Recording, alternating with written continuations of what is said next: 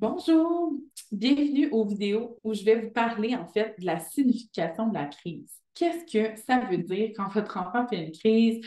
Pourquoi il tombe en crise? Qu'est-ce qui se passe dans son petit corps d'enfant? Donc, on va vraiment prendre le temps de démystifier tout ça. Pourquoi nos enfants font des crises, hein? Il y a plusieurs raisons qui peuvent venir expliquer ça, puis c'est ce que je vais vous expliquer en fait aujourd'hui. Donc, je me présente, Gabrielle Marchand, je suis psychoéducatrice et directrice de la clinique virtuelle de Bulles et Pirouettes. Je suis maman de 3 enfants. J'ai plus de 10 ans d'expérience dans l'accompagnement avec les familles. En fait, j'ai plusieurs formations. Je me spécialise en périnatalité, mais aussi petite enfance et enfance. Donc, je suis accompagnante à la naissance et monitrice de portage. J'offre plusieurs conférences, formations, mais aussi j'accompagne de nombreuses familles en suivi individuel et j'offre en fait des formations en ligne et en entreprise. Donc, on y va. Je vous explique aujourd'hui là, un petit peu mieux la crise. Comprendre les différentes significations d'une crise. Je vais baisser ma petite image pour que vous voyez un petit peu mieux. Super. Donc, on va voir en fait, il y a deux raisons aujourd'hui qui vont vous permettre en fait, de vous réajuster par la suite. On va essayer de mieux comprendre par rapport au stress, on va comprendre mieux le fonctionnement du cerveau et finalement les significations de la crise. On y va. Donc, réaction au stress. Ça peut être en fait une des raisons pourquoi vos enfants font une crise. Ça peut être une réaction au stress. Le cerveau de votre enfant est encore en développement. Donc, au niveau de la gestion de la colère, ça peut être très difficile de se contrôler. On va y revenir. Mais il y a beaucoup de choses, en fait, qui peuvent être un stresseur, que ce soit un changement de routine, une transition, l'arrivée d'un bébé dans la famille, que ce soit un changement de groupe à la garderie ou à l'école. Toutes ces situations-là peuvent amener votre enfant à réagir à la situation causée par le stress. Et quand on réagit au stress, ben ça date de la nuit des temps, hein. Il y a trois façons de réagir à ça. Donc, soit affronter, soit fuir ou faire le mort. Qu'est-ce qu'un stresseur pour nos enfants? C'est un peu ce que je vous disais, c'est toute situation qui va amener un changement, qui va les amener à vivre vraiment l'émotion d'être stressé, qui devient imprévisible. On a tous des comportements, en fait, face au stress. Je vais juste revenir quand on parle d'affronter. Qu'est-ce qu'on veut dire par là? En fait, ça va être un enfant qui va faire une crise, crier, peut donner des coups, va être pas content, va frapper. Un enfant qui va fuir, hein, va pas répondre, peut bouder, faire comme si de rien n'était, peut tenter de l'éviter. Donc ça, c'est plus un enfant qui va être dans la fuite.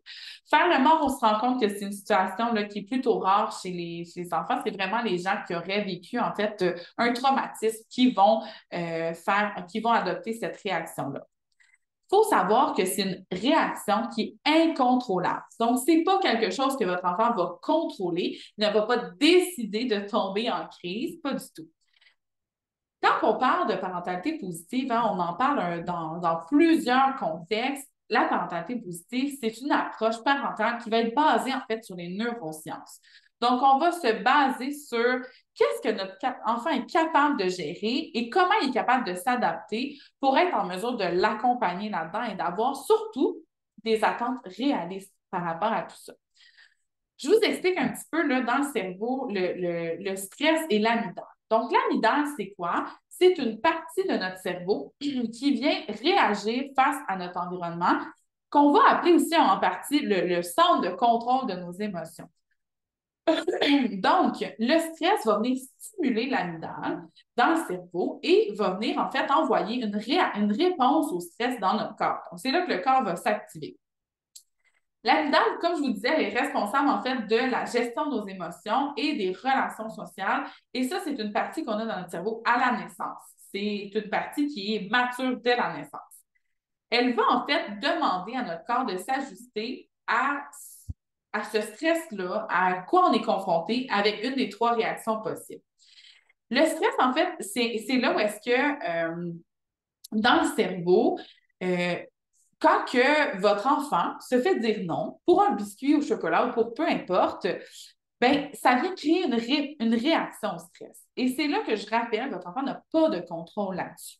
L'émotion va être enregistrée avant toute chose. Donc, ce qui arrive dans votre cerveau, il se passe une situation, la première première situation, première information, excusez-moi, qui arrive, c'est l'émotion. Donc là, ça serait le stress ou la colère ou la déception. Je vous donne un exemple. En fait, je vais vous expliquer le cerveau, en fait, dans la main. Donc, si je vous montre, en fait, ici, ça va être représenté comme étant notre lobe frontal. Notre lobe frontal, c'est la partie en avant de notre cerveau qui sert vraiment à être capable de venir se réguler, se rationaliser, être capable de venir contrôler notre émotion.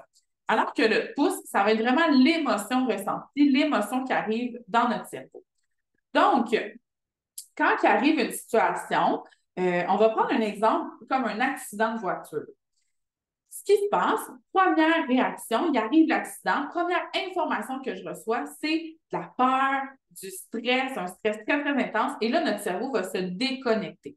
Donc, le lobe frontal va se déconnecter de notre émotion qui est la peur ou le stress et va vraiment être en réaction face à tout ça. Par la suite, comme adulte, nous, on va être capable vraiment de se rationaliser. Donc, on va venir, notre lobe frontal va venir se reconnecter à nos émotions. Il va regarder autour, il va se dire, OK, c'est juste du matériel, il n'y a personne de blessé, tout va bien, tout est correct. Donc là, on va venir reconnecter en fait notre lobe frontal à nos émotions. C'est là qu'on va être capable vraiment de venir se rationaliser et se calmer. Notre cortex préfrontal va donc venir agir dans toute la rationalisation de notre émotion. Cette situation-là, où est-ce que notre cerveau est capable de faire cette action-là, chez les enfants, en fait, notre cortex préfrontal n'est pas mature avant 7 à 8 ans, qui représente l'âge de raison. Donc, on a de la difficulté à cet âge-là à faire la nuance entre le désir et notre besoin. Ça, c'est chez l'enfant. Donc, c'est là où est-ce que quand on parle de stress, de réaction, bien, on comprend que le cerveau de votre enfant va réagir et va avoir de la difficulté à se rationaliser. Donc, il se déconnecte, mais il n'a pas la capacité de se reconnecter. Et c'est là que ça va s'installer tranquillement, graduellement, hein, parce que c'est sûr que c'est pas le jour des 7 ans de votre enfant où tout d'un coup, on va voir un enfant mature, capable de se rationaliser. Pas du tout, ça s'installe graduellement. Et c'est pourquoi les enfants ont besoin, en fait, pour se calmer, de votre présence, pour être capable vraiment d'amener encore plus de facilité à venir utiliser leurs moyens. Qu'est-ce qu'une crise signifie? Donc, à quoi on peut attribuer la signification d'une crise? La première, hein, on vient de le voir, c'est la réaction face au stress. Ça, on en a parlé. La deuxième, en fait, ça peut être une accumulation de stimuli. Qu'est-ce que je veux dire par là? Dans une journée, si vous réfléchissez à votre horaire de la journée puis comment vous accumulez énormément de stimuli, votre enfant, à la fin de la journée, a accumulé énormément de stimuli, énormément de tension. Et ça va faire en sorte que souvent, ça va amener beaucoup, beaucoup, beaucoup de tension à la fin de la journée et va, des fois, souvent, venir causer des crises de pleurs, de colère à la fin des journées pour être capable de venir vider cette tension-là. Jusqu'à 20 ans, le cerveau, il y a deux possibilités pour être en mesure de décharger cette tension-là, cette accumulation-là de stimuli. La première, c'est de pleurer et la deuxième, c'est de dormir. Donc là, c'est sûr que vos enfants, en arrivant de l'école, de la garderie, ne vont pas nécessairement aller se coucher. Ça va au-delà de la fatigue, en fait. L'accumulation devient pour vos enfants très, très, très, très difficile à gérer et le cerveau va avoir besoin de se décharger pour être capable de venir vider toute cette tension-là, pour être capable après ça d'en accumuler des nouveaux stimuli. Donc, les enfants qui sont capables, puis c'est là où est-ce que chaque enfant est différent. Il y a des enfants qui sont capables de le vider tranquillement au quotidien, capables de venir vraiment en délaisser tranquillement au fur et à mesure, alors qu'il y en a d'autres qui le remplissent et le vident au complet. Et là, c'est là que ça l'explose et que ça tombe en crise. Puis c'est dans ces cas-là que ça peut devenir très, très, très, très impressionnant parce que ça prend beaucoup plus d'ampleur que l'autre enfant qui va arriver à le faire petit à petit. C'est d'ailleurs une des raisons pourquoi on ne veut pas éviter la crise, parce qu'on le voit, c'est essentiel. À la fin de la journée, votre enfant a besoin de se décharger. Il a besoin de vivre cette décharge-là pour être capable, après ça, de passer à travers sa routine, le souper, la soirée et tout ça. Donc, c'est vraiment la raison pour laquelle on ne veut pas éviter, parce qu'on ne veut pas nécessairement non plus reporter la crise. Parce que si on l'évite là, puis que là, par exemple, on lâche prise, on dit oui au biscuit au chocolat et que finalement, on fait juste reporter la crise 1 heure plus tard, bien, à partir du moment où on fait ça, on n'est pas en train vraiment de permettre à l'enfant de se décharger. C'est à partir du moment où on comprend ce qui se passe, on comprend cette accumulation-là de stimuli, qu'on arrive aussi à mieux accompagner nos enfants. Et la troisième signification, c'est vraiment que ça devient aussi un moyen de se calmer. Des fois, la crise, c'est comme un passage obligé pour être capable, après ça, d'arriver à se calmer. Et quand on comprend que l'enfant, pour l'instant, il ne fait pas exprès, il n'est pas en train de choisir de faire une crise, il est en crise parce que son cerveau est déconnecté, puis parce qu'il y a plein de stimuli, puis parce qu'il a besoin de ça pour être capable de se calmer. Bien, c'est là qu'on comprend et qu'on est capable aussi de choisir des bonnes interventions pour accompagner nos enfants. Il faut aussi comprendre, c'est pour ça que je l'ai mis en gros, là, la colère, c'est une émotion normale. La violence, elle, ne l'est pas. Et c'est là que quand on comprend, en fait, ces différents facteurs-là, bien, on comprend aussi que c'est essentiel d'accompagner nos enfants et de ne pas rendre ça négatif, la colère. Tout le monde en vit. Et du moment où on accepte que notre enfant vive ces émotions-là, vive cette colère-là, vous allez voir que même vous allez vous sentir plus calme à l'accompagner, plus serein. Parce que quand on le vit comme étant une émotion négative, qu'on le vit de façon avec une grande impuissance d'être capable de calmer cette crise-là, bien souvent, on devient plus impatient. On devient moins capable d'accueillir cette émotion-là. Puis on devient même nous-mêmes en colère, finalement. Donc, c'est là où c'est important de le comprendre que l'émotion, elle est saine, elle est normale. Ça ne veut pas dire qu'on accepte la violence. C'est pas ça que je dis, mais que la colère, c'est une émotion normale et que pour toutes ces raisons-là qu'on a nommées dans ce petit vidéo-là que je vous présente aujourd'hui, que pour toutes ces raisons-là, la crise, ben, elle est peut-être essentielle dans le moment où vous vous retrouvez au retour de la garderie, où votre enfant finalement tombe en crise pour un petit mini déclencheur, mais il a besoin de se décharger, il a besoin d'entendre que vous êtes là, que vous allez l'accueillir, puis que ça va être correct, puis qu'après ça, on va passer une belle soirée. Donc, ça m'amène à vous dire que peut-être que des fois, ça peut être difficile pour vous justement de bien comprendre cette signification de la crise. Vous avez l'impression que malgré que je vous ai présenté ces différentes étapes-là ou comment fonctionne le cerveau et comment elles fonctionnent aussi les réactions au stress de votre enfant, ça vous prendrait juste un petit coup de pouce pour venir mieux comprendre le besoin de votre enfant, pour être capable aussi de vous réajuster plus facilement, de trouver des stratégies aussi pour comprendre vos réactions à vous. Donc, on est là pour ça. Je vous ai parlé au début de la clinique virtuelle de Bulles et Pirouettes. Je vous en parle brièvement. Donc, la clinique, elle est extraordinaire parce qu'elle est en virtuel. Donc, on offre du service, en fait, partout au Québec, peu importe où vous habitez.